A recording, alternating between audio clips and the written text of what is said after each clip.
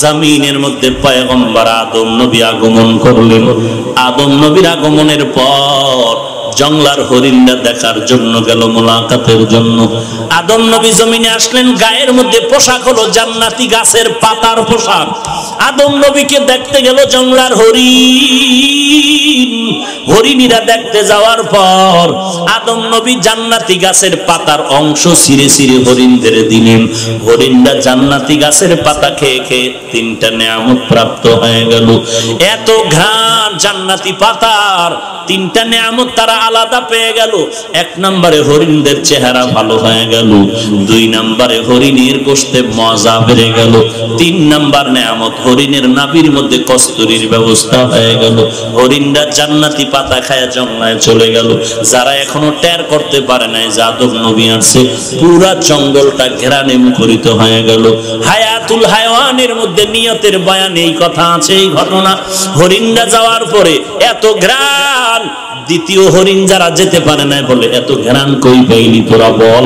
বলে আদম নবী জমিনে আসছে, তাকে দেখতে গেলাম, জান্নাতি পাতা খাইছি, ওই পাতার ঘ্রাণ। দ্বিতীয় দল বলে চল আমরা ওই পাতাকে ঘেরানওয়ালা হয়ে যাব। দ্বিতীয় দল হরিণেরাও রওনা হয়ে গেল আদম নবীর দরবারে। আদম নবীর দরবারে যাওয়ার পর আদম নবী তাদেরকেও জান্নাতের পাতা দিলেন। এই পাতা খাইয়া তারা জঙ্গলায় চলে আসলো। আসার পরে তাকায় দেখে তাদের পাতার মধ্যে কোনো ঘেরান পাওয়া যায় না। ব্যাপারটা কি? একই নবীর হাতে তোরাও পাতা পাইনি, আমরাও পেলাম, তোদের পাতা এত ঘেরান কেন, আমাদেরটায় ঘেরান নাই কেন? তোরা তিনটা নেয়ামত পেয়েছো। এক নাম্বার চেহারা সুন্দর হলো, দুই নম্বরে গোশতে মজা বেড়ে গেল, তিন নাম্বার নাভির মধ্যে কস্তুরী হলো। দ্বিতীয় দল হরিণরা তিনটা পায় নাই, দুইটা পেয়েছে। চেহারা সুন্দর হয়ে গেল, গোশতে মজা বাড়লো, নাভির মধ্যে আর কস্তুরী আর হলো না। এজন্য জঙ্গলে হরিণের অভাব নাই, নাভির মধ্যে কস্তুরী সব হরিণের অভাব। ব্যাপারটা কোথায়? একই নবীর হাতে একই পাতা সবাই পান খাইলাম, তোদেরটা এত নেয়ামত আর ঘেরান, আমাদেরটাই নাই কেন? ফয়সালার জন্য আদম নবীর দরবারে চলে গেল। আদম নবী ফয়সালা দিয়ে বললেন, ভেজাল এক জায়গায়, নিয়তের মধ্যে ভেজাল। প্রথম দল হরিণীরা পাতার জন্য আসে নাই, আমি আদম নবীর মোলাকাতের জন্য আসছিল। আর তোমরা তো আদমকে দেখতে যাও নাই, তোমরা গেছো পাতা খাওয়ার জন্য। ভালো আমলের জন্য 4 গুণ। এক নম্বরে বান্দা ইলম অর্জন করো, দুই নম্বরে বান্দা নিয়তটারে পরিশুদ্ধ করো।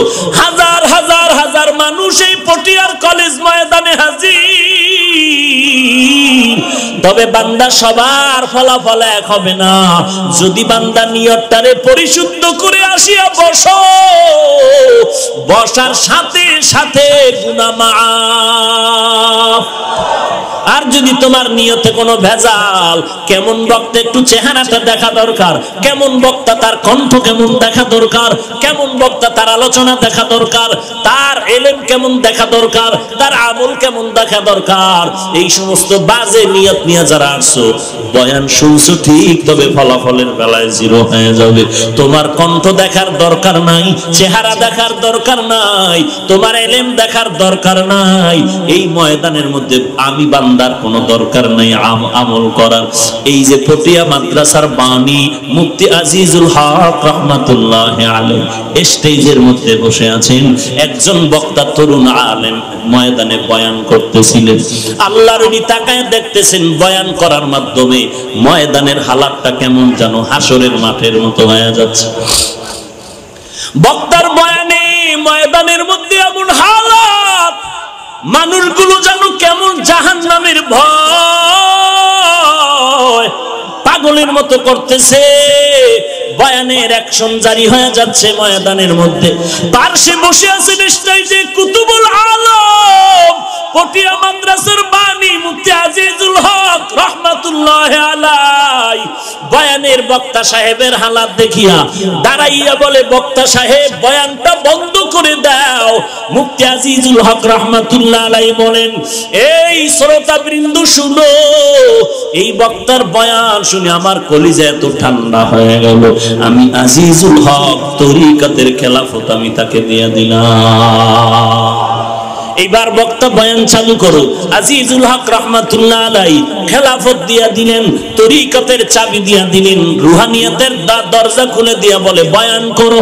এইবার খেলাফত পাইয়া বক্তা যখন বয়ান আবার নতুন করে শুরু করলেন, আগের মতো কেমন যেন রং পাল্টায় যাইতেছে, অ্যাকশন কমে যাইতেছে, বয়ানের ময়দানের হালাতটাও দুর্বল হয়ে যাইতেছে।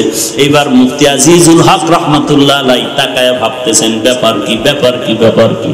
আমি একটু মোহাব্বতের নজর তাকাইলাম, অ্যাকশন বাড়ার কথা কমতেছে, কারণটা কি, কমতেছে কারণটা কি। এইবার আল্লাহর ওলি বক্তাকে বলে বয়ান থামায় দেন।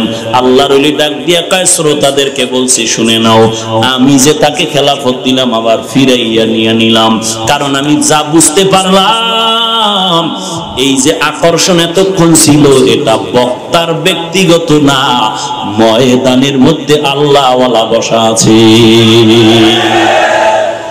ময়দানের ভিতরে আল্লাহর ওলি বসে আছে, তার তাওয়াজ্জু তার অন্তরের মধ্যে লেগেছে। ময়দানের মধ্যে আল্লাহওয়ালা হইয়া শ্রোতা বসে আছে, ওই শ্রোতা আল্লাহওয়ালার নেক নজর যখন বক্তার চেহারার মধ্যে পড়েছে, বক্তার কথার ধরনটা পাল্টে গেছে। অতএব বক্তার কোনো ক্রেডিট না, কামিয়াবি না, এটা ময়দানের আল্লাহর খাস, বান্দার একমাত্র অমূল্য সম্পদ। অতএব আমি যা দিয়েছিলাম তা ফিরায় নিলাম। অতএব আমি হাফিজুর রহমান বলতেছি আল্লাহর কসম, এই চেয়ারে বসে কথা বলার আল্লাহর কসম কোন যোগ্যতাও নাই, এলেম নাই, আমল নাই, এরপরও আল্লাহ বসায় দিছেন একমাত্র মা বাবার চোখের পানি আর আমার উস্তাদের দোয়া, আর কিছু না রে ভাই। তবে আমি জানি আজকে ময়দানে আল্লাহর অভাব নাই, এই স্টেজের মধ্যে আল্লাহওয়ালার অভাব নাই, এই ময়দানে আল্লাহর পাগলের অভাব নাই। ওই আল্লাহর পাগলদের মজলিসে বৈশা যদি একটু তওবা করতে পারো আর অন্তর ভরে যদি ডাক দিতে পারো মালিক,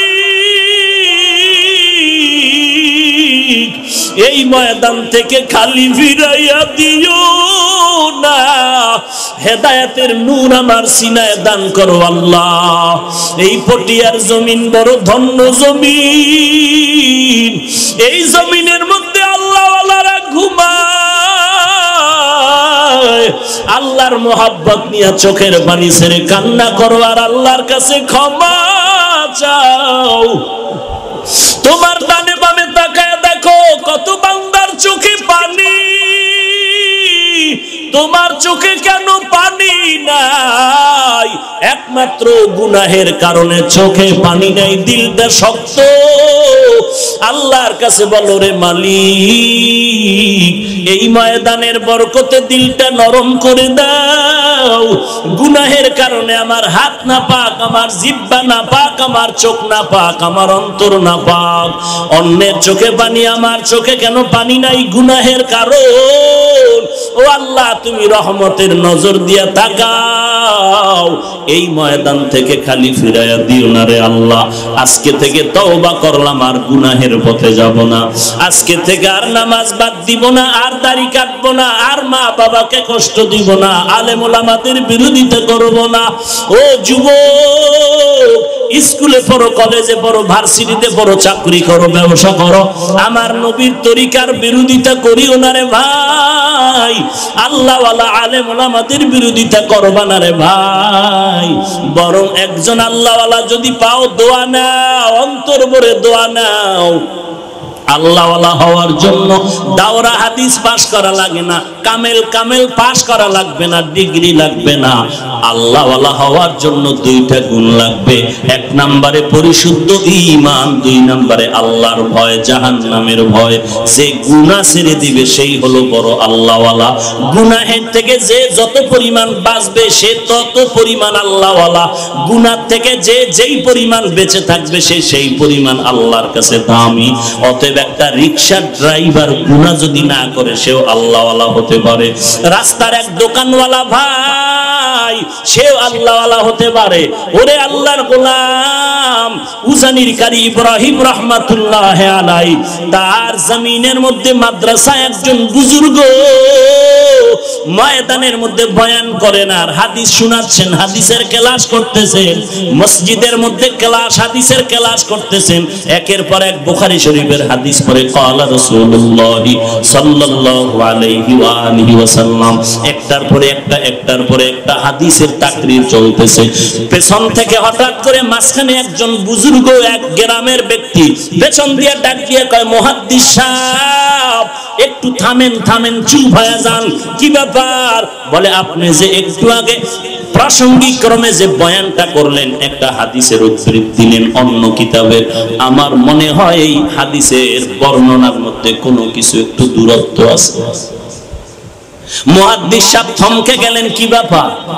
এলাকার গ্রামের মূর্খ ওই বান্দা হাদিস জানে না, কোরআন জানে না, কেমনে বলল আমি যে হাদিসের বয়ান দিলাম এই বয়ানে হাদিসের বর্ণনাকারীদের মধ্যে একটু দূরত্ব আছে, কেমনে বুঝলো?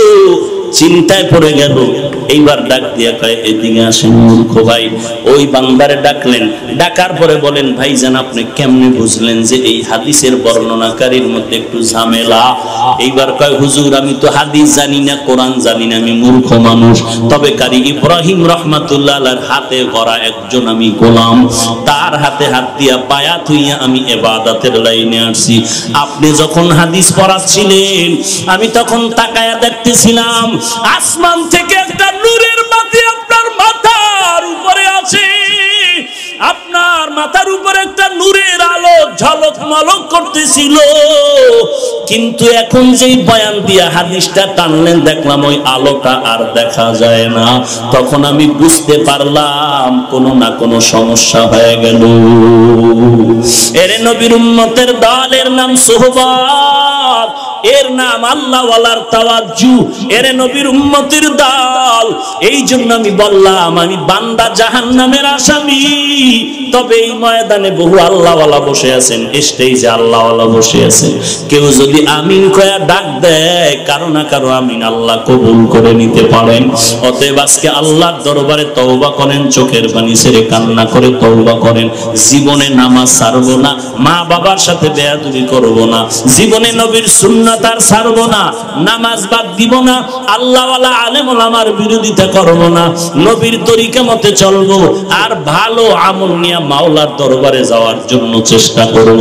ভালো আমলের জন্য 4টা গুণ লম্বা আর করতে পারলাম না। 1 নাম্বার গুণ বললাম ইলম, 2 নাম্বার গুণের নাম হলো বিশুদ্ধ নিয়ত, 3 নাম্বার গুণের নাম ধৈর্য, 4 নাম্বার গুণের নাম হলো ইখলাস। এই 4 গুণ নিয়ে আমল করো। পারি না, দুর্বল। আল্লাহ তো বলেন ওয়াখুলিকাল ইনসানু যায়ীফা, মানুষ আমি সৃষ্টি করেছি দুর্বল করে। আমার পেছনে জাহান্নামে নেওয়ার জন্য 2 দল শয়তান আমারে পেছনে ওয়াসওয়াসা দেয়। এক দল হলো জিন শয়তান আর এক দল হলো মানুষ শয়তান, মিনাল জিন্নাতি ওয়ান নাস। ওই 2 দল শয়তানের সাথে আমি দুর্বল মানুষ আগাইতে পারি না। হ্যাঁ আল্লাহ তুমি যদি তৌফিক দাও তো আমি আগাইতে পারবো, তোমার তৌফিক চাই। আর গুনাহ করব না, নামাজ ছাড়বো না, আর কোনোদিন জাহান্নামের পথে যাব না। আজকে থেকে তওবা করব, গলায় ছুরি আসলে মরে যাব, তারপরও নবীর আদর্শের বিরোধিতা করব না। তওবার যদি খাঁটি নিয়ত থাকে, মুনাফিকি যদি না থাকে, খাঁটি তওবার নিয়তে 2 হাত আল্লাহকে দেখায় দাও। আয় আল্লাহ সবার হাত আপনি কবুল করে নেন, আমাদের তওবা কবুল করে নেন, তওবার উপরে মজবুত হয়ে চলার মতো তৌফিক দান করেন আল্লাহ। আয় আল্লাহ নবীজির সুন্নতের আমলওয়ালা জিন্দেগি দান করেন। আয় আল্লাহ আপনার খাস ওলিদের বন্ধু হওয়ার তৌফিক দান করেন। আয় আল্লাহ 4 গুণওয়ালা আমল নিয়ে চলতে পারি সে তৌফিক আপনি দান করেন। আমাদের তওবার উপরে ইস্তেকামতের সাথে চলার তৌফিক দান করেন, আমিন। हकीकत से तो दुनिया बेखबर है, दुनिया की नुमाइश पर नजर है नमी गुयम के अज दुनिया जुदा बाश बहर कारे के बाशी बा खुदा बाश चिस्ते दुनिया अज खुदा गाफिल बुदन नए कमाशो नुकरा हो फर जिंदुजान। गाली देওয়া হালাল না হারাম? হারাম হারাম বললেই হবে না, আমলও করা লাগবে। গালি দেওয়া হারাম, এটা ফাহশা বদ আমল বুঝার জন্য দলিল পর্যন্ত যেতে হয় না, যদিও দলিল আছে না নাই? আছে। ওই বান্দা কেন দেয়? পেছনে বলেছে তিনটা অভাবের কারণে গালি দেয়। হয়তো কোরআন হাদিসের ইলম নাই, দুই নম্বরে পরকালে জাহান্নামের আযাবের ভয় নাই, তিন নাম্বার তাকওয়াওয়ালা কোনো মুরব্বি নাই। খবর নেন, কোরআন সহি করে পড়তে পারে না কেন? বাংলা ভরে বাংলা।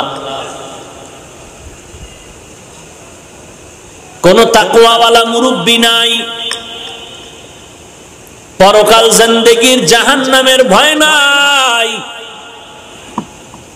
আমি এজন্য সারা বাংলাদেশে একটা পরামর্শ দেই, ও এলাকার মুসলমান পটিয়াবাসীকেও আমি অনুরোধ করে বলবো, কোরআন হাদিসের বয়ান যদি শুনতে চান, বক্তা সাহেবদের যদি দাওয়াত দেন, এক মাস আগে বক্তাকে বলবেন কোরআন শরীফের অমুক আয়াত থেকে আপনার বয়ানের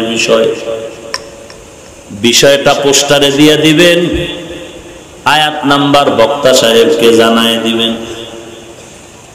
যদি বক্তার মধ্যে ইলম থাকে, কোরআন হাদিসের জ্ঞান থাকে, সে এসে ওই আয়াত অনুযায়ী বয়ান করবে, 2 ঘন্টা গালি দেওয়ার আর সুযোগ পাবে না। আর যদি বক্তার মধ্যে কোরআন হাদিসের জ্ঞান না থাকে, ওয়াজের আগের দিন বলবে আমার অসুস্থতা বেড়ে গেছে, আসা যাবে না। একই এলাকায় থাকেন, একই বাজারের মাছ তরকারি খান, সবাই একই জায়গায় থাকেন, বিনদেশি মৌলবীরা আইসা আপনাদেরকে ডিভাইডেড করে ফেলবে, ঝগড়ায় নিমজ্জিত করে ফেলবে, বাজে কথা বলে। বিতর্কিত কথা যারা বলবে, এদেরকে দাওয়াত না দেওয়ার চেষ্টা করবে। আমরা কি ছাগল পাগল? এই বেটা, আমরা কি তারসেরা গাঞ্জাখোর? কোরআন হাদিসের ইলম আমাদের নাই? আমরা তোমরা যত গালি দাও, আমরা পারি না? কথা বলেন না কেন? গালি শিখতে কিতাব লাগে নাকি? এ তো ছোটবেলা অটো মুখস্থ হয়ে আছে, শুনতে শুনতে মুখস্থ হয়ে আছে। দেই না কেন? ওই যে শুরুতে বলছি, 3টা দুর্বলতা আমাদের নাই। আমাদের আলহামদুলিল্লাহ কোরআন সুন্নাহর জ্ঞানও আছে, আলহামদুলিল্লাহ আলহামদুলিল্লাহ পরকালে জাহান্নামের ভয়ও আছে, এবং আমাদের আলহামদুলিল্লাহ তাকওয়াওয়ালা মুরব্বিও আছে। তোমাদের এই 3টা না থাকার কারণেই শুধু ভেজাল। নবীজির জিন্দেগি থেকে একটা হাদিস বের করে দেখাও, নবী কোনদিন কাউকে গালাগালি করেছেন কিনা প্রমাণ দেখাও। বড় এক ইহুদি বেঈমান আমার নবীর সামনে দাঁড়ায় গালি দেয়, পার্শ্বে হযরত আবু বকর সিদ্দিক রাদিয়াল্লাহু তাআলা আনহু দাঁড়িয়ে আছেন। ইহুদির গালি দেয়, পয়গম্বর রাহমাতুল লিল আলামিন মুস্কি মুস্কি হাসতেছেন। আবু বকর সহ্য করতে পারে না, গালির জবাব দিবেন, নবী বারণ করেন, চুপ থাকো চুপ থাকো। কতক্ষণ আর চুপ থাকা যায়? রাহমাতুল লিল আলামিন রে গালি দেয়, এই কথা শুনে তো আর চুপ থাকা যায় না। আবু বকর দাঁড়ায় গালির জবাব দেওয়া যখন শুরু করলেন, রাহমাতুল লিল আলামিনের চেহারা বিবর্ণ হয়ে গেল। আবু বকর ডেকে বললেন, পয়গম্বর, ইহুদি গালি দিচ্ছে, কোনো জবাব নাই, আপনি হাসলেন। আমি যখন আপনার পক্ষ হয়ে গালির জবাব দিলাম, আপনার মনটা বেজার হয়ে গেল কেন? পয়গম্বর বলেন, আবু বকর, যখন ইহুদি বেঈমান আমারে গালি দেয়, আমি চুপচাপ বসেছিলাম, আমার পক্ষ হয়ে আল্লাহর রহমতের ফেরেশতা গালির জবাব দিতেছিল। যখন তুমি গালির জবাব দেওয়া শুরু করেছো, রহমতের ফেরেশতা তখন বিদায় নিয়ে গেল, মনটা খারাপ হয়ে গেল। এরে আল্লাহর বান্দা, নগদ আমরা চোখের সামনে দেখতেছি, গোপন কিছু না, 50 বছর আগের কথা না। আজ আলহামদুলিল্লাহ মনে মনে ভাবতেছো, মাইকে বলতে পারতেছো না, বুকে ভরা চাপা ব্যথা।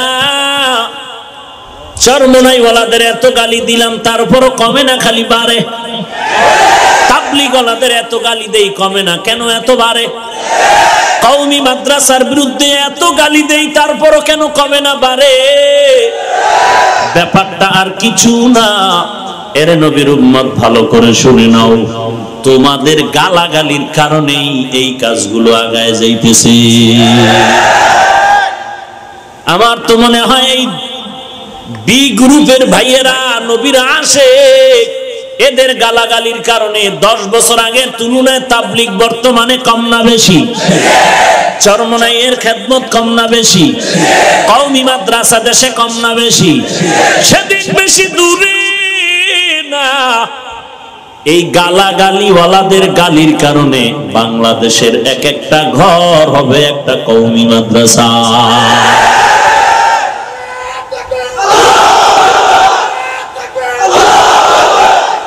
ভাইরা আমার, আমরা গালি না দেওয়ার কারণে আমাদের লস না লাভ? বিনা টাকার এই লাভ সাইডে লাভ আছে? আরো দোয়া করেন যেন তাদের জবান ঠিক থাকে, গালি মোহাব্বতে দিতে পারে। সুযোগ পেলে চা পান করাবেন, যে গলা ভেঙে গেছে আবার চা খেয়ে গালি দাও। তোমাদের গালি দিলে আমাদের অনেক ফায়দা হয়। হাফিজুর রহমান পটিয়া কলেজ মাঠে বয়ান করবে, কেউ যাবি না, কেউ যাবি না, কেউ যাবি না। এই মক্কার আবু জাহেলের পাগল, মুহাম্মদের কাছে কেউ যাবি না, যাবি না, পাগল হয়ে গেছে, মুহাম্মদ পাগল হয়ে গেছে। মক্কার আবু জাহালের কথা শুনে বেঈমান আবু জাহালের বন্ধুরা বলে, এতদিন যারে বললি আল আমিন, এখন আবার তারে গালি দাও কেন? পাগল বলো, একবার না দেখলে মাথা ঠান্ডা হবে না? সবাই যখন দেখতে যায়, নবীজির চেহারা মোবারক দেখে দেখে কালেমা পড়ে ফেলে। ইমামুল আউয়ালিন আল আখিরিন বহরে সদকা রাহমাতাল লিল আলামিন সাইয়্যিদুল কাউনাইন খাতমুল মুরসালিন আখিরামত বুয়াদ ফখরুল আউয়ালিন শুদ্ধ ওজুদাস রাহমাতাল লিল আলামিন মসজিদে উশুদ হামারো এ জমিন। এত লোক কেন? পিছনে কোন ড্যাগের বাড়ি টাড়ি আছে নি? হায় হায়, চতুর্দিকে মেঘাচ্ছন্ন, বৃষ্টির আওয়াজ, অন্তরে অন্তরে খুশি, মাহফিল বুঝি হবে না। কিন্তু টাকা দেখছো, ভেড়া বকরি গরু উট আর দুম্বা জবাই করলেও এত মানুষ হবে না। আজকে বিনা টাকায় বিনা খাওয়ানে যত মানুষ হাজির। এটা কার দয়া? জোরে বলেন। এটা গালি না দেওয়ার বরকত, গালি না দেওয়ার বরকত। তুলনামূলক দেখতেছেন, যারা গালি দিচ্ছেন তাদের পয়েন্ট 0-তে যাচ্ছে, আর যারা গালি শুনতেছেন ধৈর্য সহকারে আর আল্লাহর কাছে হেদায়েতের দোয়া করতেছেন, তাদের প্লাস আর প্লাস, প্লাস আর প্লাস। কথা ঠিক না? তুলনামূলক কমে যাচ্ছে না তাদের উৎপাত। এই পটিয়ার হালাত এক সময় কি ছিল? আমিনি বয়ান করতাম, আমার থেকে হাজারো কোটি গুণ ইলমে আমলে সর্বোচ্চ আসনে যারা ছিলেন, এই টুপি নিয়ে আগাতে পারতো না, এই টুপি নিয়ে রাস্তায় হাঁটতে পারতো না। কত আঘাত, কত বাজে আওয়াজ। কিন্তু আলহামদুলিল্লাহ এমনও ঘটনা আমাদের নজরে আছে, মাহফিল হতে দিবে না, হতে দিবে না, হতে দিবে না। কেন? বলে হাটাজারির হুজুর আসতে পারবে না, বন্ধ মাহফিল। আমরা মন খারাপ করে একটা জবাব না দিয়া রাতের বেলা তাহাজ্জুদে গিয়ে আল্লাহর কাছে কান্নাম, খোদার মালিক মনের মধ্যে বড় দুঃখ, আমরা তো কাউকে গালি দিব না, কোরআনের কথা বলবো, হাদিসের কথা বলবো। আমাদের মাহফিলটা যারা হতে দিল না, আমরা তাদের জন্য বরদোয়া করি না, দোয়া করি তুমি তাদের হেদায়েত দিয়া দাও। 2 মাস পরে টেলিফোন আসলো, হাফিজ ভাই, যেই লোকটা বলেছে মাহফিল হতে দিবে না, ওই লোকটা এখন বলতেছে 3 দিন মাহফিল করবি, কোনো টাকা লাগবে না, সব টাকা আমি একাই দিব। এই মিথ্যা বলতেছি? প্রমাণ আছে না নাই? এটা গালি না দেওয়ার বরকত। আমরা কাউকে গালি দিব, আমাদেরকে যদি বেশি গালি দেয় আমরা তাদেরকে বেশি বেশি সালাম দিব, বেশি বেশি মহব্বতের কথা বলবো। কথা ঠিক আছে না ভাইরা আমার? আল্লাহ যদি কবুল করে কিছু করার আছে? কিছুই করার নেই। অ্যালার্জির ব্যারামে তুমি ভুগতে থাকবা, অন্যের কোনো ক্ষতি করা সম্ভব হবে না। আল্লাহ সব ভাইকে হেদায়েত দান করুন। গালি দেওয়া হালাল না হারাম? قال النبي صلى الله عليه وآله وسلم من يزمن لي ما بين لحييه وما بين رجليه أزمن له الجنة। পয়গম্বর বলেন, হে উম্মত, দুইটা জিনিস হেফাজতের যদি জিম্মা নেও, আমি নবী তোমাকে জান্নাতে নেওয়ার জিম্মাদারি নিব। 1 নম্বরে জবানের হেফাজত করো, 2 নম্বরে লজ্জাস্থানের হেফাজত করো, আমি নবী তোমাকে জান্নাতে নেওয়ার জিম্মাদারি হয়ে যাব। قال النبي صلى الله عليه وآله وسلم المسلم من سلم المسلمون من لسانه ويده। নবী বলেন, কামেল পরিপূর্ণ মুসলমান ওই ব্যক্তি যে যার জবান দ্বারা বেশি বেশি গালি দেয়। নবী বলেন, যার জবানকে হেফাজত করে, জবান দ্বারা অন্য কেউ কষ্ট পায় না, হাতের দ্বারা কেউ কষ্ট পায় না, নিরাপদ থাকে, ওই বান্দার মতো কামেল মুসলমান আর কেউ নাই। قال النبي صلى الله عليه وآله وسلم سلمن قطعك واعف عمن ظلمك واحسن إلى من أساء إليك। আল্লাহর নবী বলেন, আত্মীয়তা বন্ধন তারে মজবুত করে নাও, বিচ্ছিন্ন করো না। কেউ যদি জুলুম করে তারে মাফ করে দাও, কেউ যদি তোমার সাথে খারাপ ব্যবহার করে তুমি তাকে ভালো ব্যবহার উপহার দাও। এটাই তো মদিনার শিক্ষা, এটাই তো রাহমাতুল লিল আলামিনের আদর্শ। এরে নবীর উম্মতের দল, বদআমল 2 প্রকার, ফাহশা আর মুনকার। ফাহশা বুঝার জন্য দলিলের দরকার পড়ে না, দলিল পর্যন্ত যেতে হয় না। মুনকার এমন খারাপ আমল যেটা দলিল ছাড়া সমাধান করা যায় না। যেমন, বুঝে শুনে আমাকে একটু জবাব দেন, সিজদা করা গুনাহ না সওয়াব? বলেন না কেন? আস্তে বলেন কেন? সত্য কথা বলবেন, বাঘের মতো হুঙ্কার দিয়ে, বিড়ালের মতো নয়। সিজদা করা সওয়াব না গুনাহ? ইকো আরেকটু হালকা কমান, ভলিউমটা আরেকটু বাড়ান। সবাই বলেন, সিজদা করা গুনাহ না সওয়াব? এই সিজদা যদি গায়রুল্লাহকে দেয়, বটগাছে দেয়, পাথরকে দেয়, সূর্যকে দেয়, মাজারে দেয়, কবরে দেয়, পীর বাবার কাছে গিয়ে দেয়, সবাই বলেন না কেন? আপনি বলেন হারাম। যারা দিচ্ছেন তারা কি হারাম মনে করে দিচ্ছেন? তারা তো মহামূল্যবান সওয়াব মনে করে দিতেছেন।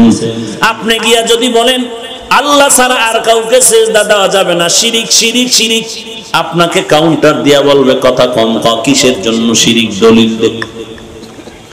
আপনি বলবেন আল্লাহ ব্যতীত ইবাদতের সিজদা কাউকে দেওয়া যাবে না, হারাম।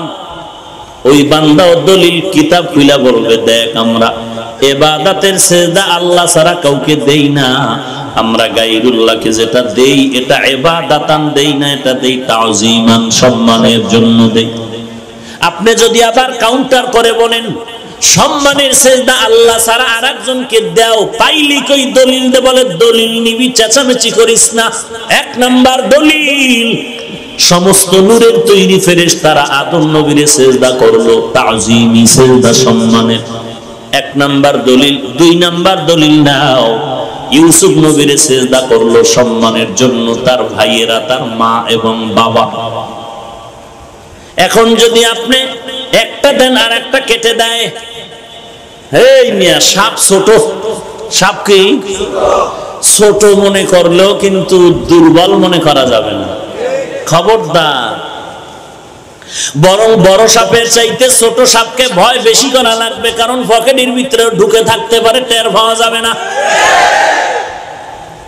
খুব সাবধান, বেয়াদবের সামনে ইজ্জত টিকানো যায় না, কারণ যার মধ্যে নবীর আদর্শ নাই, আদব নাই, ওই বান্দার সামনে কোনো ইজ্জতওয়ালার ইজ্জত ঠিক রাখা যায় না।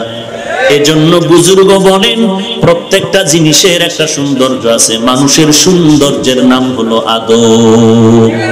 লিকুল্লি শাইইন জিনাতুন ফিল ওয়ারা ওয়া জিনাতুল মারই তামামিল আদাবি, আজ খোদা কা হি মে তৌফিকে আদব, বে আদব মাহরুম গাশত আজ ফজলে রা। এরে নবীর উম্মতের দল, এখন ওই বান্দার সাথে তর্ক জড়ানো যাবে না, দলিল দিয়া বসতে হবে, বুঝতে হবে মুহাব্বতের নজরে।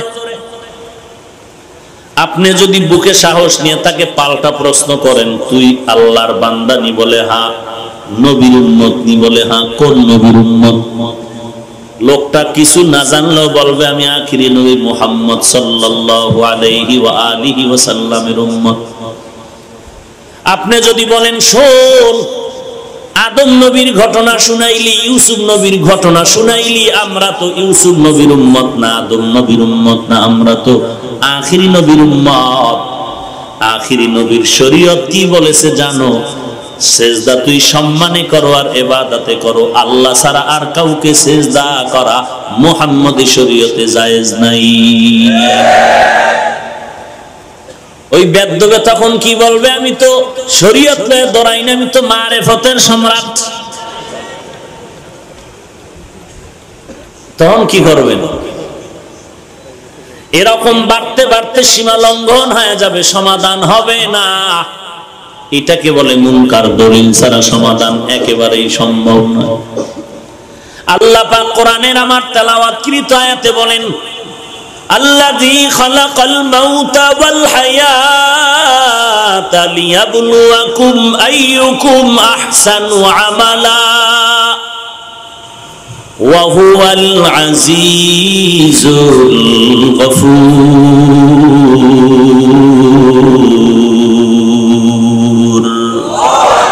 এই কালামে জিন্দা কোরআনে হাকিম, হিকমতে উলায়া জালাসতু কদিম, জামিউল ইলমি ফিল কুরআনে হাকিম, তাকাসারাত আনহু আফহামুর রিজালি। দেখতে নারী চলন বাঁকা, দেখতে নারী চলন বাঁকা। দোষ নাই, কোনো দোষ নাই, কোনো দোষ নাই, এরপরও কেন গালি, এরপরও কেন বিরোধিতা? বলে দেখতে নারী চলন তার বাঁকা। স্বামী বড় বুজুর্গ আল্লাহওয়ালা, স্ত্রীর কাছে মোটেই পছন্দ হয়। একদিন আল্লাহর বান্দি তাকায় দেখে জোনাকির আলোতে শূন্যের উপর এক পাগড়িওয়ালা ঘুরে। ম্যাডাম মনে মনে কয়, এমন এক বুজুর্গ যদি আমার স্বামী হইতো, কপাল খুলে যাইত। রাতের আধারে ইবাদতখানা থেকে বুজুর্গ স্বামী যখন ঘরের মধ্যে চলে গেল, স্বামীর দিকে তাকায় স্ত্রী বলে, তুমি কিসের বুজুর্গ হইলা? আজকে এক বুজুর্গ দেখলাম শূন্যের উপরে জোনাকির আলোতে ঘুরতেছে ঘুরতেছে ঘুরতেছে। আল্লাহর বান্দা বুজুর্গ বলে, ও সব বিবি তুমি দেখছো নাকি? বলে হ্যাঁ দেখেছি। ভালো করে দেখেছো? বলে হ্যাঁ। বলে মনে যদি কিছু না নেও ঘটনা প্রকাশ করে দিলাম, ওই বুজুর্গই তো আমি ছিলাম। ম্যাডাম কয় এই জন্যই তো দেখলাম পাও একটা বাঁকা হয়ে আছে, দেখতে নারী চলন বাঁকা। যুবতী মেয়েটাকে যুবক বারবার ডিস্টার্ব করে। সুন্দরী মেয়েটা ডাক দিয়া কয়, রে যুবক কি ক্ষতি করলাম, আমার ডিস্টার্ব কেন করো? কোনো ক্ষতি তুই আমার করো না, তো ডিস্টার্ব কেন করো? বলে তুই এত সুন্দরী কেন, তুই এত সুন্দরী কেন? এটাই তো মুসিবতের কারণ। কওমিরা তো বিরোধিতা কেন, তাবলীগের বিরোধিতা কেন, চরমনার বিরোধিতা কেন, হাফিজুর রহমানের বিরোধিতা কেন, হাটহাজারীর হুজুরের বিরোধিতা কেন? কোনো দোষ নাই, কোনো দোষ নাই। তোমাদের বয়ানে এত লোক হয় কেন? আমগো বয়ানে এত লোক হয় না কেন? 13টা উট জবাই করে কাট করে ধুইছি স্টেজের পিছে, এরপর লোক পাই না কেন? মাথা গরম।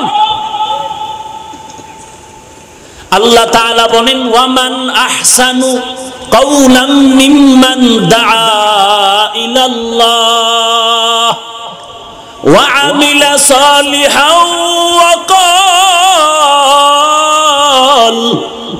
ওয়া ক্বালা ইন্নানি মিনাল মুসলিমিন।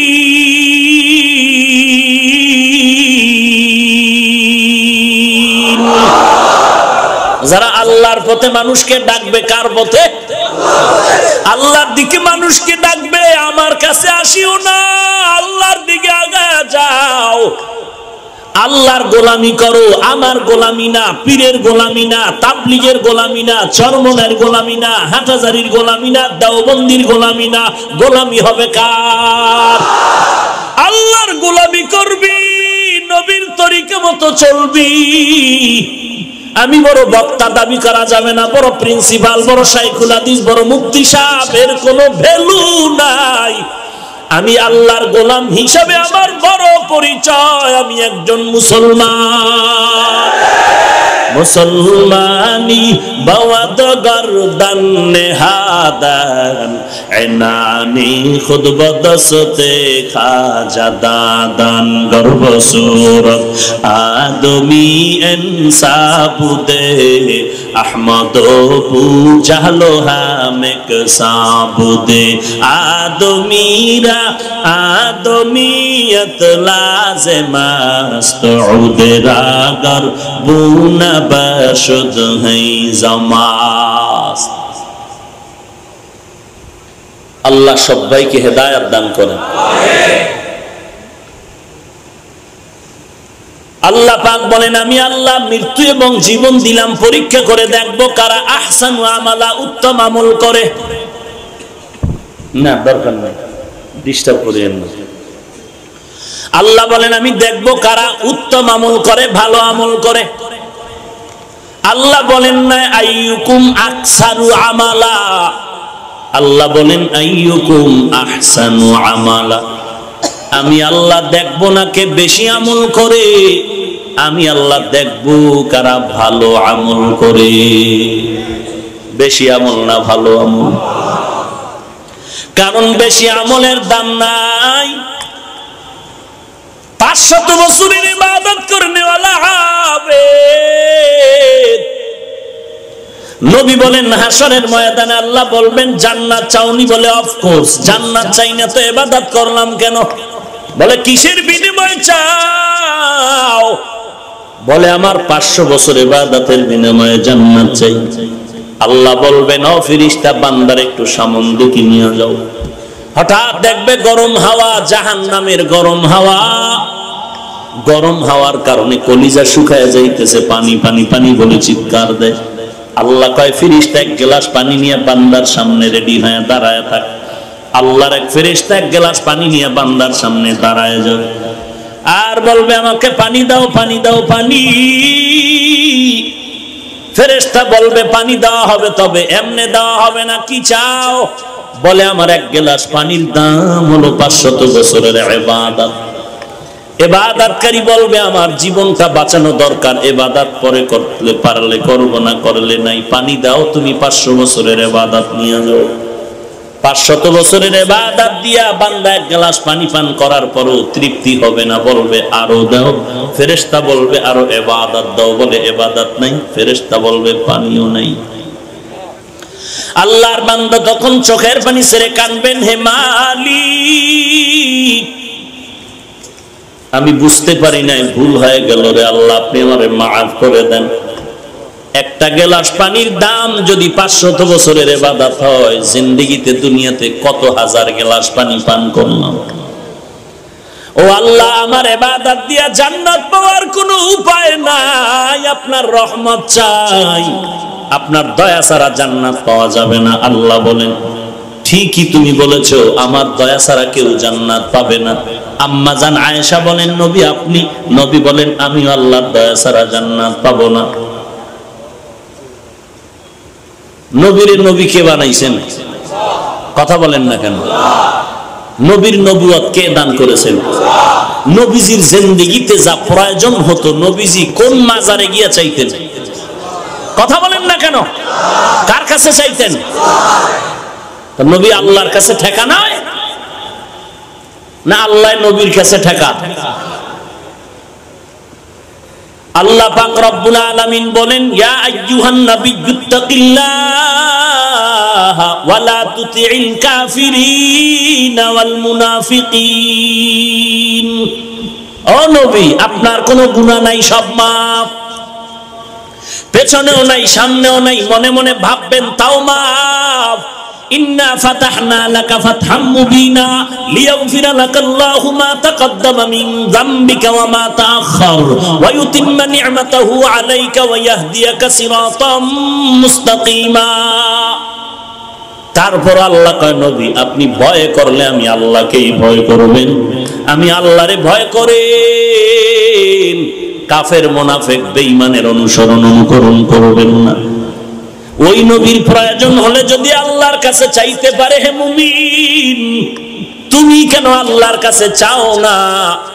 আল্লাহরে কি তোমার পছন্দ হয় না এই জন্য চাও না, নাকি আল্লাহ দিতে পারে না এই জন্য চাও না? যদি বলো না আল্লাহরে পছন্দ লাগে, আল্লাহ দিতেও পারে, চাও না কেন? ভিন্ন কোনো অজুহাত দিও না, তওবা করে তুমি আল্লাহর দিকে ফিরে যাও। এরে নবীর উম্মতের দল, অন্যের দোষটা তালাশ না করিয়া নিজের দিয়ে তাকাও। ডান হাতটা উঁচু করে ডান হাতের শাহাদাত আঙ্গুলটা তাক করে বললা তুই খারাপ, তুই খারাপ, তুই খারাপ। নজরটা আঙ্গুলের নিচে দিয়া দেখো, 3 আঙ্গুল আমাকে বলে আমি খারাপ, আমি খারাপ, আমি খারাপ। তুমি 1 আঙ্গুল দিয়ে আমাকে বলছো আমি খারাপ, আঙ্গুলের নিচে আবার 3টা আঙ্গুল আমাকে বারবার বলে তুমি খারাপ, তুমি খারাপ, তুমি খারাপ।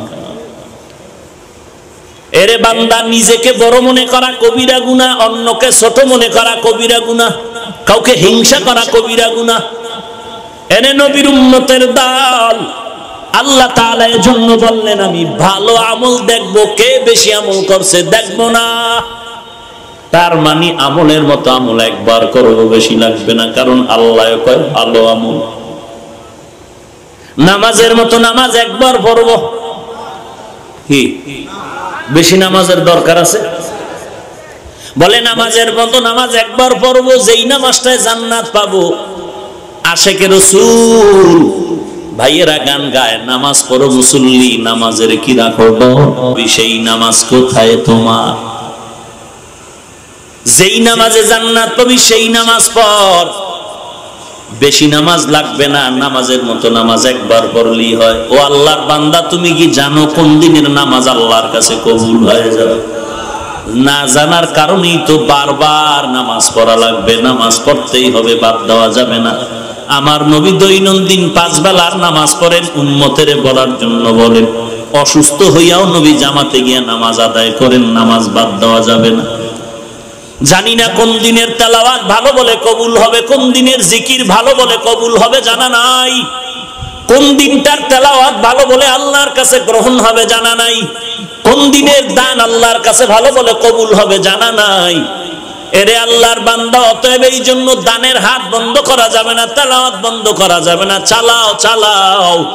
জিন্দেগীর একটা সেজদা যদি আল্লাহর মুহাব্বতের জন্য হয়ে যায়, এক সেজদা যথেষ্ট জান্নাতে নেওয়ার জন্য। জীবনের মুহাব্বতের একটা দানও যদি আল্লাহর জন্য হয়ে যায়, তাহলে একদিনের দান আমাকে অনেক আগায় দিবে জান্নাতের পথে। আল্লাহ এজন্য বলেন আইয়ুকুম আহসানু আমালা, আকসারু আমালা বলেন না। আমি বেশি আমল দেখবো না, ভালো আমল দেখবো। কার আমল ভালো জানা নাই, আমলটা কেমনে ভালো হবে? নামাজ পড়াও তো নেক আমল, রোজা রাখাও নেক আমল, তেলাওয়াত করা নেক আমল। তবে সব দিনের তেলাওয়াত কবুল হবে না, সব সময়ের নামাজ কবুল হবে না, সব দিনের জিকির কবুল হবে না। ওই জিকির, ওই তেলাওয়াত, ওই নামাজ কবুল হবে যেই নামাজ, যেই জিকির, যেই তেলাওয়াত হবে ভালো। এবার ভালোর সংজ্ঞা কি? আপনারা যদি দোয়া করেন, সময় দেন তো আর একটু সামনে আগাবো। থাকবেন না চলে যাবেন? আল্লাহ কবুল করেন। আরো জোরে বলেন এরে নবীর উম্মতের দল, কিসের এত দ্বন্দ্ব, কিসের এত হিংসা, কিসের এত দূরত্ব রে ভাই?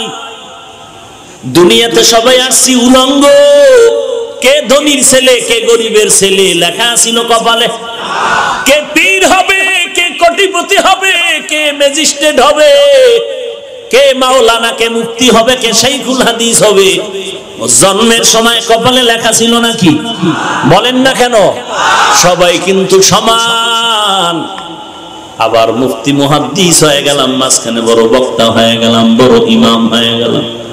মৃত্যুর যখন হুকুম চলে আসবে, সব আবার সমান হয়ে যাবে। সবার বাসিন্দা কাফন হবে তিনটা। আপনাদের পটিয়াবাসীর জন্য কাফন একটা বেশি হবে নাকি? পীর সাহেবের কাফন হবে কয়টা? মুরিদের একটা কম হবে নাকি? এরে বান্দা, মৃত্যুকালে সবার তিনটা কাপড়, কালার হবে আলাদা আলাদা।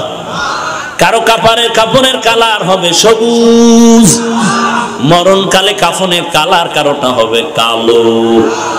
কি হবে বলেন না কেন? সবার যারা আমগো কাফের কয় এগুলোও সাদা। যারা আমগো সাদা টুপি দেখলে সালাম দেয় না, নেয় না, এগুলোও বলেন না কেন? মরণকালে সকলের কাফন হবে সাদা। তাহলে মাঝখানে সবুজ আর কালো লয়া কিলেকিলি করার দরকারটা কি?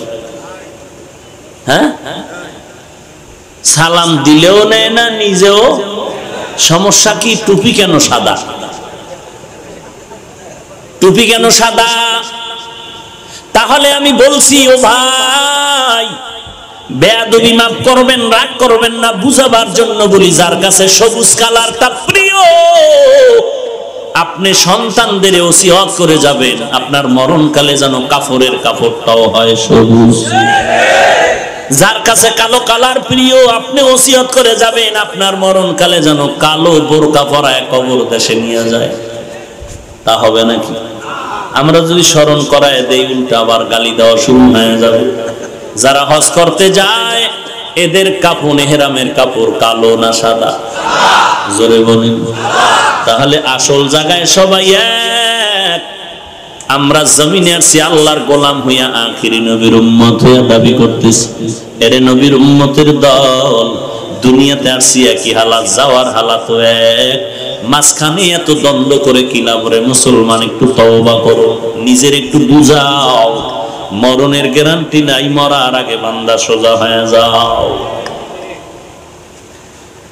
ব্যাংক চিনেন না? ব্যাংক, ইসলামী ব্যাংক না বাউয়া ব্যাংক? এই ব্যাংক একদিন সাপের সাথে বন্ধুত্ব করে, কয় রে সাপ, তোমার সাথে আমার এত ভালোবাসা, তুমি এত বড় পেজ দিয়া চলো, তুমি লম্বা কত, একটু সোজা হয়ে দেখাও। সাপ বলে সম্ভব না। কয় বন্ধু, তোমার কাছে আমার দাবি রয়ে গেল। মানলো না সাপ। একদিন ব্যাঙ ওই পথ দিয়ে এসে দেখতেছে সাপ বন্ধু সে টাইট সোজা হয়ে আছে, এক বিন্দু তারা কাবাকা নাই। ধাক্কা দিয়ে দেখে বন্ধুর প্রাণ পাখি চলে গেছে। ব্যাঙ ডাক দিয়ে কয়, সাপ এত কলিজার বন্ধু ছিল তুমি, আমার বারবার বলেছিলাম সোজা হ সোজা হ, হইলি না, এখন হইলি মরার পরে হইলি। পায়ে হাত রেখে বলছি রে মুমিন, নবীর সুন্নতের মালাটা গলায় লাগাও। এই জমিনে আবার নবীজির 23 বছরের সুন্নতের আমল কোন হিন্দু করবে না, বৌদ্ধ করবে না, খ্রিস্টান করবে না, ইহুদি করবে না। তুমি নবীর আশেক, যদি তুমিও নবীর সুন্নতের আমল না করো, বলো নবীর এই সুন্নতের আমল কে করবে? কে করবে নবীর সুন্নতের আমল? নবীর সুন্নতের আদর্শ কেমন সুন্দর, এমন একটা কাজ নাই যেখানে নবীর সুন্নতের নিদর্শন নাই। আঙ্গুলের নখগুলো কেমনে কাটবা, সেখানেও নবীর সুন্নত আছে না নাই? মাথার চুলগুলো কিভাবে রাখবা, কিভাবে কাটবা, সেখানেও কার সুন্নত? কথা বলেন না কেন? টুপির মধ্যে নবীর সুন্নত আছে। জুতা কেমনে ঢুকাবি, কেমনে খুলবি, সেখানেও নবীর সুন্নত। কেমনে পানি পান করবা, সেখানেও নবীর সুন্নত।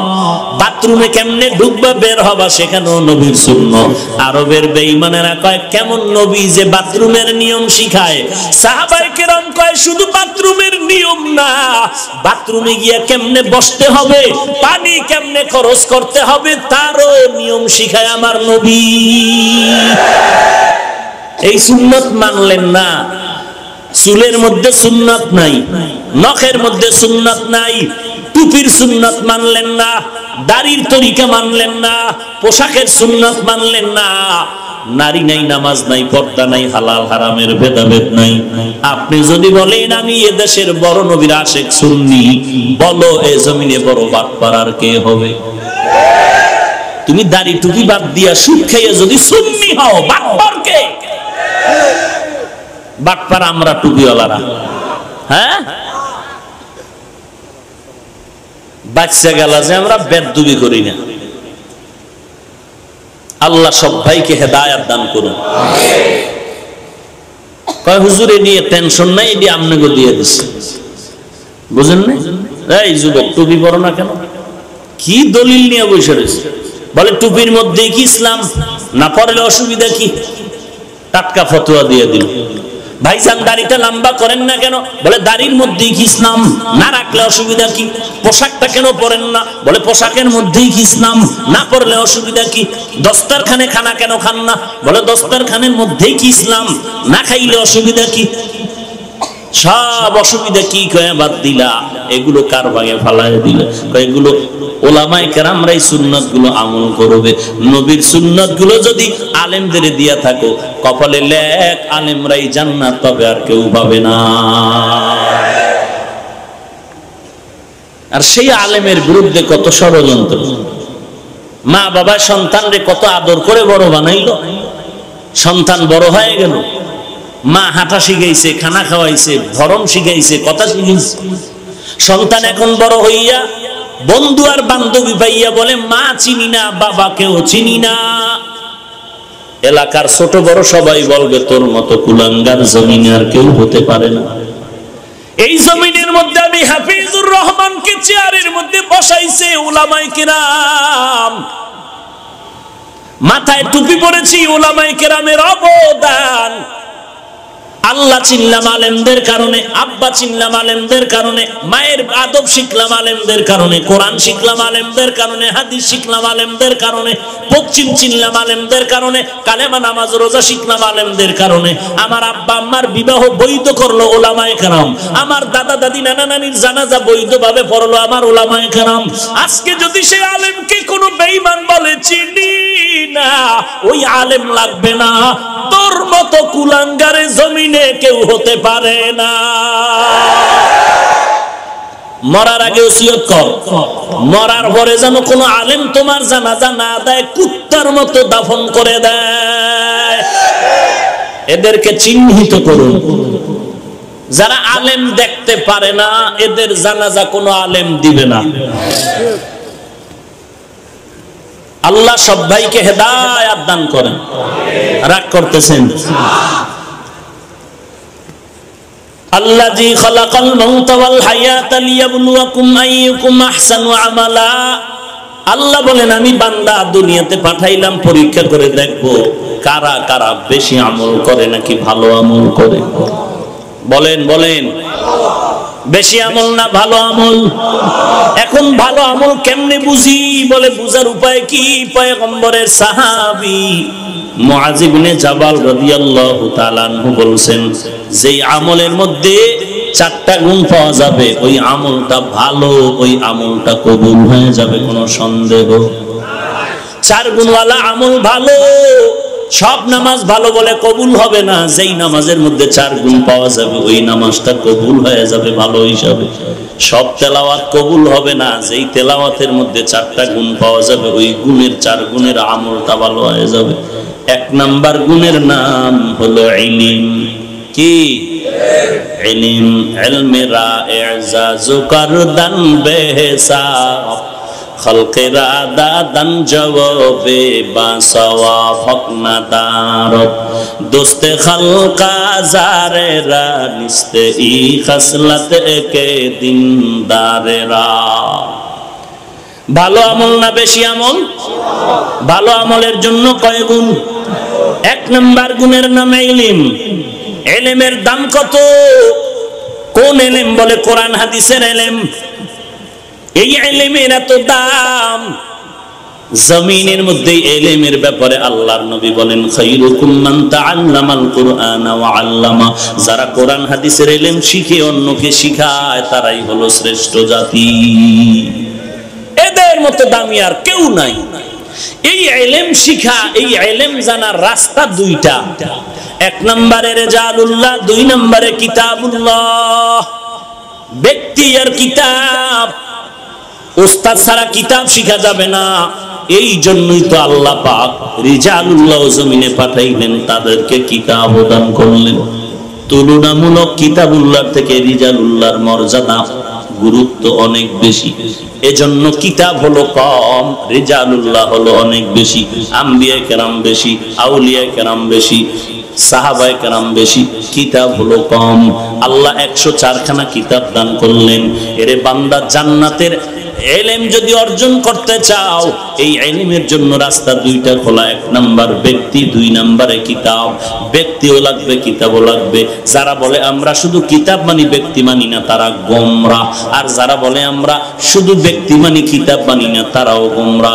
দোনো দল গোমরা। যারা বলবে আমরা ব্যক্তিও মানি কিতাবও মানি, তারাই হলো আহলে সুন্নাত ওয়াল জামাআহ। আল্লাযী খালাকাল মাউতা ওয়াল হায়াতা লিয়াবলুয়াকুম আইয়ুকুম আহসানু আমালা। এরে নবীর আশিক, ভালো আমলের জন্য চার গুণ। এক নাম্বার গুণের নাম হলো ইলম। ওই ইলম আনার জন্য রাস্তা হলো দুইটা, ব্যক্তি আর কিতাব। আর ইলমের মারকাজের নাম হলো মাদ্রাসা। ইলমের মারকাজ কি? মাদ্রাসা। এরে নবীর উম্মতের দল, ওই মাদ্রাসা বাড়ানো দরকার না কমানো দরকার?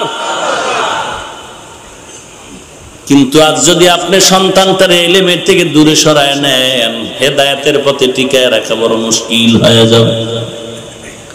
হযরত আলী রাদিয়াল্লাহু তাআলা আনহু আল্লাহর শুকর আদায় করেন। ইলমের এত দাম, ইলম পাওয়ার কারণে রাজিনা কিস মাতাল জাব্বার ফিনা লানা ইলমুন ওয়ালিল আদাই মালু ফাইন্নাল মা লা ইয়াফনি আন করিবিন ওয়া ইন্নাল ইলমা বাকিন লা ইয়াজালু।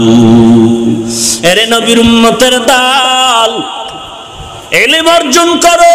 ইলমের এত দাম, কোরআনের ইলমের এত দাম, আর ইলমওয়ালারও এত দাম। আল্লাহর কোরআনের ইলম সিনায় থাকার কারণে আজ এত সম্মান আল্লাহ বাড়ায় দিলেন। আল্লাহর কসম করে বলছি, এই জমিনে কোরআনওয়ালা ইলমওয়ালাদের মতো সম্মানে জমিনের মধ্যে আর কেউ না। অনেকে মনে মনে ভাবতেছেন কোরআন মাদ্রাসায় পড়লে বুঝি না খায় মরে যেতে হবে। টুপি পরলে বুঝি স্বাধীনতা হারায় যাবে? নবীর তরিকা মানতে গেলে যদি বিপদে পড়তে হবে। ও আল্লাহর বান্দা, পটিয়ার জমিনের মধ্যে দেখেন, আমাদের হুজুর দেখার দরকার নাই। একটু বলেন, কোরআন পড়ে মাদ্রাসায় পড়ার কারণে কয়জন ওলামায়ে কেরামের মধ্যে কোরআন পড়ে কেনা খায়া মরে গেল? কেউ তো মরে না। শুধু তাই না, আপনাদের লাইনে তাকায় দেখেন, ইংরেজি পড়ুয়াদের মধ্যে অনেক আছে কোটি টাকার ব্যবসা করে, 1 টাকাও হারাম খায় না, নামাজও পড়ে, টুপিও আছে, দাড়িও আছে, আছে না নাই? তাহলে কেন বলবেন যে কোরআন পড়লে বিপদ, কোরআনের লাইনে চললে বিপদ? কোনো বিপদ নাই। কোরআন বিপদ না, টুপি বিপদ না, বিপদ আপনার অন্তর। সব কিছু ফেলে দেন। আমার জিন্দেগির জন্য দুইটা ব্যক্তি, দুইজনকে আসল মনে করে রাস্তা আগায় যান। জিন্দেগিতে আমার তরিকা যা আছে, দল যা আছে, নেতা নেত্রী যা আছে, আমার আসল হলো দুইজন, আল্লাহ এবং রাহমাতুল লিল আলামিন। আর বাকি সব আমার যারা আছে, ইমাম, আমার ওস্তাদ, আমার মা, আমার বাবা, ভাই বোন, এরা সবাই আমার আপন, কেউ কিন্তু আসল না। আসল হলেন দুইজন, 1 নম্বরে আল্লাহ, তারপরে আমার নবী। অন্যরা আমার আপন, কিন্তু কেউ কি না আসল না। আসল আল্লাহ, এরপরে নবী। আর তার দেওয়া দুনিয়াতে দুইটা জিনিস হলো কোরআন আর সুন্নাত। আল্লাহর পক্ষ থেকে কোরআন, রাসূলের পক্ষ থেকে সুন্নাত। নবী বলেন, এই দুইটারে আঁকড়িয়ে ধরো, কোনদিন বিপদ তোমাকে গ্রাস করার সুযোগ পাবে না। এরে নবীর উম্মতের দল, সুন্নতের এমন পাগল সাহাবায়ে কেরাম, দস্তারখানে বিছায় খানা খাচ্ছেন, খানা পড়ে যায়, উঠায় খায়। দুনিয়াদারেরা কয়, দেখ দেখ কেমন অভদ্র অভদ্র। সাহাবী ডাক দিয়া বলে, আতরুকু সুন্নাত হাবিবি লিহাউলা ইল হুমাকা। সাহাবী ডাক দিয়া কয়, রে মূর্খ, ও দুনিয়াদার, মূর্খদের কারণে কি আমি মদিনার নবীর সুন্নতকে বর্জন করব? না না, গলায় ফাঁসির রশিও যদি লেগে যায়, নবীর সুন্নতের বিপরীত চলা যাবে না। এটাই হলো নবীর আশেকের পরিচয়। কথা ঠিক নেই? কথা বলেন না কেন? আর আজকে কপালের মধ্যে পতাকা লাগায়, আমি মহা রাসূলের আশেক, চেহারার মধ্যে সুন্নতের গন্ধ নাই। কথা বলেন না কেন? এটা কি নবীর আশেক হইল? এরে নবীর উম্মতের দল, নবীর আশেক সাহাবী হযরত বিলাল গোসলের সময়ও টুপিটা চেপে ধরে গোসল দেয়, টুপি মাথার থেকে ফালায় না। মদিনার নবীর সুন্নাত। কার সুন্নাত? এরে নবীর উম্মতের দল, সুন্নতের মাথাটা, সুন্নতের মালাটা গলায় লাগায় দাও।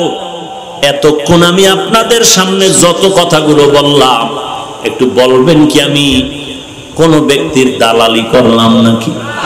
আমি যাহা কিছু বললাম সব আমার মদিনার নবীর আদর্শের কথাই বললাম।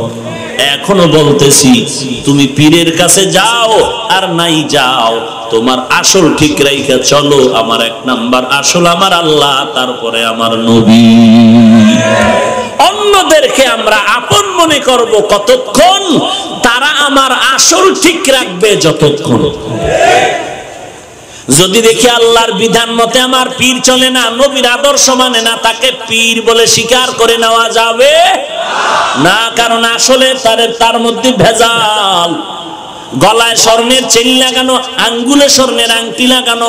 আমার আসল নবীর মধ্যে পুরুষের জন্য স্বর্ণ ব্যবহার হারাম। অতএব কোন পীর নামের ব্যক্তি যদি স্বর্ণ ব্যবহার করে, তাকে পীর মানা যাবে না। কারণ সে আমার ছিল আপন, আসল ছিল না। আসলের সাথে যখন সংঘর্ষ হয়ে যাবে, তখন আপনের মেয়াদ শেষ হয়ে যাবে। এরে নবীর উম্মতের দল, নবীর বড় আশেক মাযহাবের ইমাম মালিক। যেই ইমাম মালিক মদিনায় 70 বছর জিন্দেগি কাটাইলেন, পায়ের মধ্যে জুতা পরে না, নবীর মহব্বত। হ্যাঁ, চিন্তা করেন নবীর মহব্বত কাকে বলে? আর আমার আশেকরা টাটকা বিড়ি টানে ওয়াজের আগেও আর পরেও। এ বলে আমি নবীর বড় আশেক। ওরে আল্লাহর বান্দা, এখনো খোঁজো নবীর আশেক। ওই মদিনার জমিনে যারা যায়, মদিনার আশেকরা মদিনার ধুলা বুকের মধ্যে লাগায় আর শুকর আদায় করে মদিনার ধুলা গায়ে লাগাইতেছে। ওই মদিনার সুন্নাত তোমার সামনে তো জবাই হয়ে যাচ্ছে। তোমার অন্তরে যদি কষ্ট না লাগে, তুমি এরপরও যদি সুন্নি দাবি করো, তওবা করো, তোমার মতো বাটপার আর কেউ হতে পারে না। মদিনা নাম কত সুন্দর,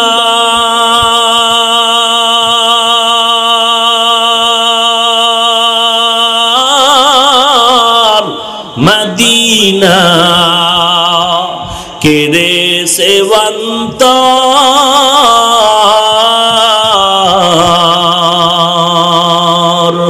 পাখিরি নাই ডানা থাকলে, পাখিরি নাই ডানা থাকলে যেতাম মদিনায়, মদিনা যাইতে পারলাম না, মদিনা দেখতে পারলাম না, মদিনা যাইতে পারলাম না। আমি অসহায় তাই এত দূরে রই, আমি অসহায় তাই এত দূরে রই, শুধু সালাম জানাই, মদিনা যাইতে পারলাম না, মদিনা দেখতে পারলাম না, মদিনা যাইতে পারলাম না।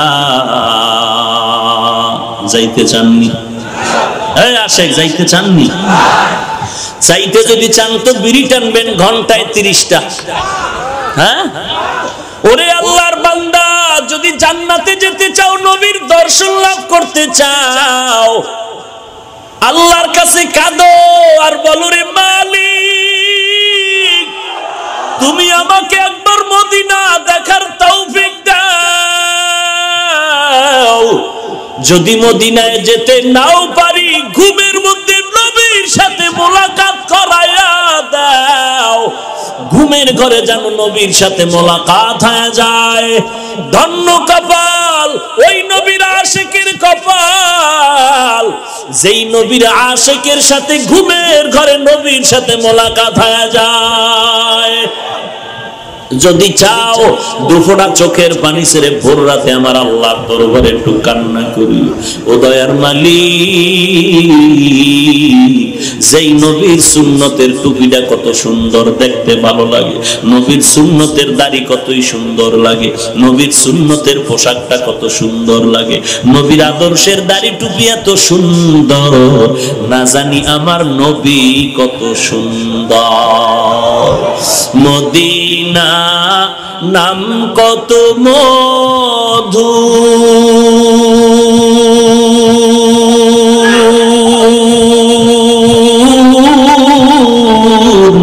মদিনা আর যে কত দূর,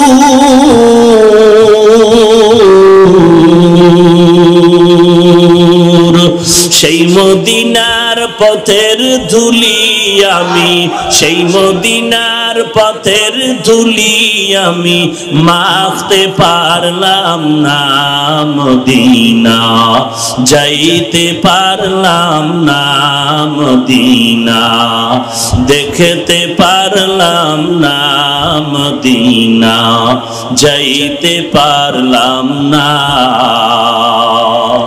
আমি অসহায় তাই এত দূরে রই, আমি অসহায় তাই এত দূরে রই, শুধু সালাম জানাই, মদিনা যাইতে পারলাম না, মদিনা দেখতে পারলাম না।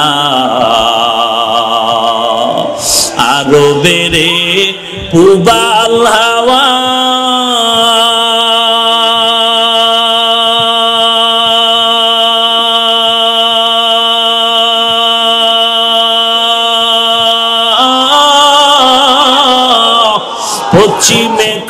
কর সুধাওয়া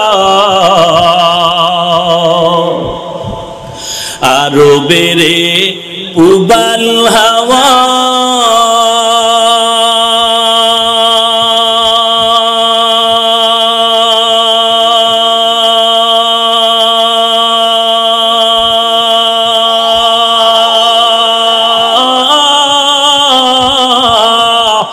পশ্চিমে কর সুধাওয়া এই গরিবের দুঃখী সালাম এই গরিবের দুঃখী সালাম পৌঁছে দিও মদিনায় মদিনা যাইতে পারলাম না মদিনা দেখতে পারলাম না মদিনা যাইতে পারলাম না আমি অসহায় তাই এত দূরে রই আমি অসহায় তাই এত দূরে রই শুধু সালাম জানাই মদিনা যাইতে পারলাম না মদিনা দেখতে পারলাম না মদিনা যাইতে পারলাম না এরে পয়গম্বরের আশিক উম্মতের দল ওই নবীর দর্শন যদি লাভ করতে চাও আল্লাহর মোহাব্বত নিয়ে নবীর সুন্নতের মালাটা গলায় লাগাও এর এলাকার ভাইয়েরা আমার এখানে অনেক ছাত্র ভাইয়েরাও আছেন মাদ্রাসায় পড়েন কেউ কলেজে পড়েন আমি ছোট্ট মানুষ বলে গেলাম এই বাংলাদেশে এমনও ছাত্রের খবর আমি জানি যে ঘুমের ঘরে রসুলের সাথে মোলাকাত করতেছে নবীর সুন্নতের আমলটারে আঁকড়াইয়া ধরো নবীর সুন্নতের আমলটারে আপন করে নাও তো নবীর সুন্নতের মোহাব্বত অন্তরে ঢুকায় নাও আমার নবীর সুন্নত যত আমল করবা ততই তো নবীর মোহাব্বত রুহানিয়াত পাইবা নবীর সুন্নতের আমলটারে আঁকড়ায় ধরো আল্লাহর নবী বলেন দুটো জিনিস আঁকড়ায় ধর এক নম্বরে কোরআন দুই নম্বরে পয়গম্বরের সুন্নত এই দুইটা জিনিস আঁকড়ায় যদি ধরতে পারো আল্লাহর নবীর দর্শন তোমার ঘুমের ঘরে হয়ে যাবে এলাকার মুসলমান ও যুবক ভাই আল্লাহ তাআলা বলেন আমি দেখবো কারো বেশি আমল দেখবো না ভালো আমল যার আমি তার দিকে নজর ওই ভালো আমল যদি নিয়ে কবরে যেতে চাও চারটা গুণ অর্জন করো আল্লাহর নবীর সাহাবী মুআয ইবনে জাবাল বলেন যে আমলের মধ্যে চার গুণ থাকবে ওই আমলটা আল্লাহর কাছে ভালো হয়ে যাবে এক নাম্বার গুণের নাম ইলম ইলমের এত দাম ইলম আসবে দুই পথে এক নম্বরে ব্যক্তি দুই নম্বরে কিতাব আর ভালো আমলের জন্য চার গুণের দুই নাম্বার গুণের নাম হলো বিশুদ্ধ নিয়ত ইন্নামাল আ'মালু বিন্নিয়াত আল্লাহর নবীজি বলতেছেন বান্দার নিয়ত ভালো হলে ফলাফল ভালো হয়ে যাবে এই নিয়তের সম্পর্ক অন্তরের সাথে ঠোঁটের সাথে কোনো সম্পর্ক নাই অতএব বান্দা নামাজের মধ্যে দাঁড়ায়া নিয়ত পড়তে পড়তে তাকবীরে উলার ফজিলত থেকে বঞ্চিত হয়ে যেও না নিয়তের সম্পর্ক কলবের সাথে নাকি ঠোঁটের সাথে সবাই বলেন কলবের সাথে ঠোঁট নাড়াইয়া ইমামকে বলবেন না ইমাম সাহেব বাংলা নিয়তটা বলেন না কেন কোন বাংলা আরবি নাই নিয়তের সম্পর্ক কলবের সাথে আপনার নবী যদি বলে কলবে নিয়ত করলে হবে আপনার এত চালাকি করার দরকার কি আপনার নবী যদি বলে অন্তরের নিয়তি যথেষ্ট এত চালাকি করার আপনার দরকারটা কি ভালো আমলের জন্য চার গুণের দুই নাম্বার গুণের নাম হলো বিশুদ্ধ নিয়ত নিয়তুল মুমিন খায়রুম মিন আমালি বান্দা যদি ভালো নিয়ত করো আমলের থেকেও নিয়ত করার কারণে সওয়াব নিয়ত ভালো ফলাফলটাও ভালো হয়ে যাবে এরে আল্লাহর গোলাম জমিনের মধ্যে পয়গম্বর আদম নবী আগমন করলেন আদম নবীর আগমনের পর জংলার হরিণটা দেখার জন্য গেল, মোলাকাতের জন্য। আদম নবী জমিনে আসলেন, গায়ের মধ্যে পোশাক হলো জান্নাতি গাছের পাতার পোশাক। আদম নবীকে দেখতে গেল জংলার হরিণ। হরিণীরা দেখতে যাওয়ার পর আদম নবী জান্নাতি গাছের পাতার অংশ ছিঁড়ে ছিঁড়ে হরিণদের দিলেন। হরিণরা জান্নাতি গাছের পাতা খেয়ে খেয়ে 3টা নেয়ামত প্রাপ্ত হয়ে গেল। এত ঘ্রাণ জান্নাতি পাতার, 3টা নেয়ামত তারা আলাদা পেয়ে গেল। 1 নম্বরে হরিণদের চেহারা ভালো হয়ে গেল, 2 নম্বরে হরিণের গোশতে মজা বেড়ে গেল, 3 নম্বর নেয়ামত হরিণের নাভির মধ্যে কস্তুরীর ব্যবস্থা হয়ে গেল। হরিণরা জান্নাতি পাতা খায় জঙ্গলায় চলে গেল। যারা এখনো টের করতে পারে নাই যে আদম নবী আসছে, পুরা জঙ্গলটা ঘেরানে মুখরিত হয়ে গেল। হায়াতুল হায়াওয়ানের মধ্যে নিয়তের বয়ান এই কথা আছে, এই ঘটনা। হরিণরা যাওয়ার পরে এত ঘ্রাণ, দ্বিতীয় হরিণ যারা যেতে পারে না বলে এত ঘ্রাণ কই পাইলি তোরা বল? বলে আদম নবী জমিনে আসছে, তাকে দেখতে গেলাম, জান্নাতি পাতা খাইছি, ওই পাতার ঘ্রাণ। দ্বিতীয় দল বলে চল আমরা ওই পাতাকে ঘেরানওয়ালা হয়ে যাব। দ্বিতীয় দল হরিণেরাও রওনা হয়ে গেল আদম নবীর দরবারে। আদম নবীর দরবারে যাওয়ার পর আদম নবী তাদেরকেও জান্নাতের পাতা দিলেন। এই পাতা খাইয়া তারা জঙ্গলায় চলে আসলো। আসার পরে তাকায় দেখে তাদের পাতার মধ্যে কোনো ঘেরান পাওয়া যায় না। ব্যাপারটা কি? একই নবীর হাতে তোরাও পাতা পাইনি, আমরাও পেলাম, তোদের পাতা এত ঘেরান কেন, আমাদেরটায় ঘেরান নাই কেন? তোরা 3টা নেয়ামত পেয়েছো। 1 নাম্বার চেহারা সুন্দর হলো, 2 নম্বরে গোশতে মজা বেড়ে গেল, 3 নাম্বার নাভির মধ্যে কস্তুরী হলো। দ্বিতীয় দল হরিণরা 3টা পায় নাই, 2টা পেয়েছে। চেহারা সুন্দর হয়ে গেল, গোশতে মজা বাড়লো, নাভির মধ্যে আর কস্তুরী আর হলো না। এজন্য জঙ্গলে হরিণের অভাব নাই, নাভির মধ্যে কস্তুরী সব হরিণের অভাব। ব্যাপারটা কোথায়?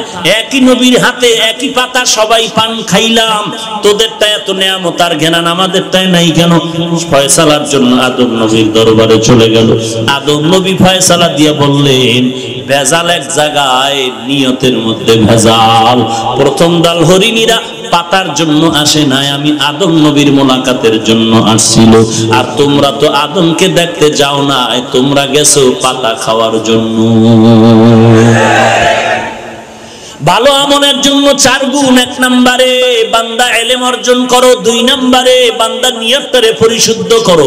হাজার হাজার হাজার মানুষ এই পটিয়ার কলেজ ময়দানে হাজির, তবে বান্দা সবার ফলাফল এক হবে না। যদি বান্দা নিয়তটারে পরিশুদ্ধ করে আসিয়া বসো, বসার সাথে সাথে গুনাহ মাফ। আর যদি তোমার নিয়তে কোনো ভেজাল, কেমন বক্তা একটু চেহারাটা দেখা দরকার, কেমন বক্তা তার কণ্ঠ কেমন দেখা দরকার, কেমন বক্তা তার আলোচনা দেখা দরকার, তার ইলম কেমন দেখা দরকার, তার আমল কেমন দেখা দরকার, এই সমস্ত বাজে নিয়ত নিয়ে যারা আসছো, বয়ান শুনছো ঠিক, তবে ফলাফলের বেলায় 0 হয়ে যাবে। তোমার কণ্ঠ দেখার দরকার নাই, চেহারা দেখার দরকার নাই, তোমার ইলম দেখার দরকার নাই। এই ময়দানের মধ্যে আমি বান্দার কোনো দরকার নাই আমল করার। এই যে পটিয়া মাদ্রাসার বাণী মুফতি আজিজুল হক রহমাতুল্লাহ আলাইহি স্টেজের মধ্যে বসে আছেন, একজন বক্তা তরুণ আলেম ময়দানে বয়ান করতেছিলেন। আল্লাহর ওলি তাকায় দেখতেছেন বয়ান করার মাধ্যমে ময়দানের হালাতটা কেমন যেন হাসরের মাঠের মতো হয়ে যাচ্ছে। বক্তার বয়ানে ময়দানের মধ্যে এমন হালাত, মানুষগুলো যেন কেমন জাহান্নামের ভয় পাগলের মতো করতেছে। বয়ানের অ্যাকশন জারি হয়ে যাচ্ছে ময়দানের মধ্যে। পার্শ্বে বসে আছেন স্টেজে কুতুবুল আলম পটিয়া মাদ্রাসার বাণী মুফতি আজিজুল হক রহমাতুল্লাহ আলাইহি। বয়ানের বক্তা সাহেবের হালাত দেখিয়া দাঁড়াইয়া বলে, বক্তা সাহেব বয়ানটা বন্ধ করে দাও। মুফতি আজিজুল হক রহমাতুল্লাহ আলাইহি বলেন, এই শ্রোতাবৃন্দ শুনো, এই বক্তার বয়ান শুনে আমার কলিজা এত ঠান্ডা হয়ে গেল, আমি আজিজুল হক তরিকাতের খেলাফত আমি তাকে দিয়ে দিলাম। এইবার বক্তা বয়ান চালু করো।